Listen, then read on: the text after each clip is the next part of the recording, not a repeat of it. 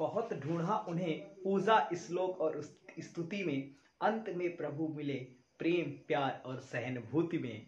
नमस्ते दोस्तों, मेरा नाम हिमांशु। आज की इस मोटिवेशनल वीडियो के अंदर मैं आप सभी स्टूडेंट्स के लिए बहुत अच्छी स्टोरी लेकर आया, बहुत मोटिवेशनल स्टोरी लेकर आया हूँ।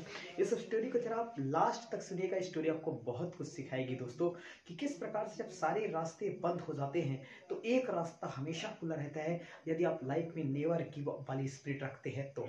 दोस्तों, ये कहानी है एक राजा की। एक राजा रहते हैं, उसके पास कोई संतान नहीं होती, उनके पास कोई बच्चे नहीं होते हैं।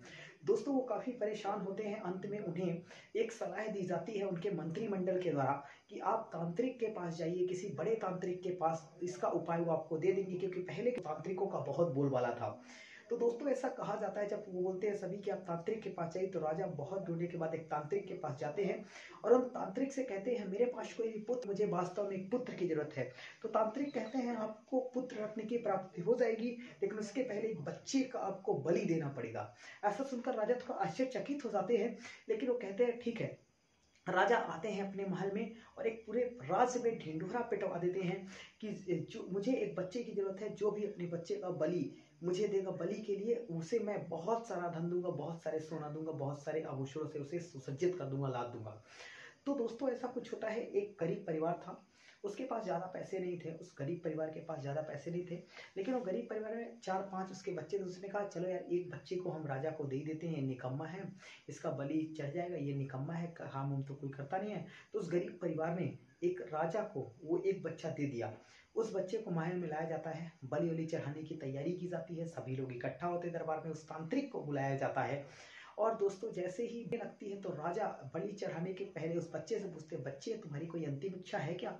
उस बच्चे ने कहा, जी महाराज, मेरी अंतिम इच्छा है कि यहाँ पे थोड़ा बालू और मिट्टी लाया जाए। तो उसको बालू और मिट्टी लाया जाता है और उस बालू और मिट्टी से उसने 4 महल बनाए। 4 महल बनाए और थोड़ी 2 मिनट के बाद उसमें 4 में से 3 महल को, एक एक करके 3 महल को तोड़ दिए और चौथा महल बस उसके सामने बचा था। राजा ने कहा, ये कुछ बात समझ में नहीं, तुमने महल बनाया मिट्टी और बालू के, रेत के, उसको तोड़ दिए, ये मेरे कुछ समझ में नहीं आया।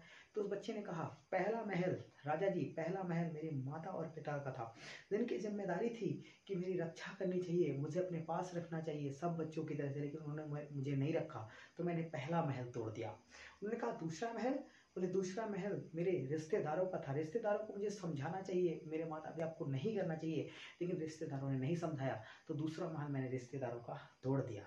तीसरा महल, वो बोलते हैं कि तीसरा महल राजा जी आपका था, और तीसरा महल मैंने आपके महल को भी तोड़ दिया, क्योंकि एक राजा की जिम्मेदारी होती है कि प्रजा की रक्षा करे, लेकिन आप तो मेरी बलि देने के लिए जा रहे हैं। और चौथा महल ये भगवान का था, इसे मैंने इसलिए नहीं तोड़ा, मैंने कहा कि अब मैं जा रहा हूँ, जो होगा प्रभु देख लीजिएगा। राजा उसकी बात से, उसके इस तरीके से एकदम पिघल जाता है और राजा कहता है कि क्यों ना इसी बच्चे को, इसी समझदार बच्चे को हम गोद लेते हैं और इसे ही यहाँ का अगला राजा घोषित कर देते हैं। राजा बहुत खुश होते हैं, उसकी बात से उस बच्चे को गोद ले लेते हैं। दोस्तों, ये छोटी सी कहानी हमें यह सिखाती है जीवन के अंदर कि जब सारे रास्ते बंद हो जाए ना, तो एक दरवाजा, एक रास्ता, एक वैक्सीन की डोर हमेशा आपके पास होती है, उम्मीद की डोर। और वो दोस्तों, जब सारे रास्ते बंद हो जाए तो एक रास्ता जरूर खुला होता है, वह है ईश्वर का रास्ता।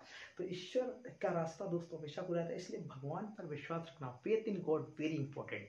ईश्वर पर विश्वास रखना बहुत इंपॉर्टेंट है। और दोस्तों, उस लड़के ने ईश्वर पर विश्वास रखा तो इसका फायदा उसको मिला और उसे उस राज्य का राजकुमार बना दिया गया। अंत में दोस्तों यही कहना चाहूँगा, अपनी मेहनत में विश्वास के साथ, ऊपर वाले के आशीर्वाद के साथ इस दुनिया में कर जाइए कुछ ऐसा कि दुनिया करना चाहे आपके जैसा। स्टोरी अच्छी लगी हो तो कहीं इस वीडियो को लाइक करिए लगातार, और इसे सब्सक्राइब करिए चैनल को। मिलेंगे आपसे नेक्स्ट वीडियो में, तब तक के लिए जय हिंद दोस्तों।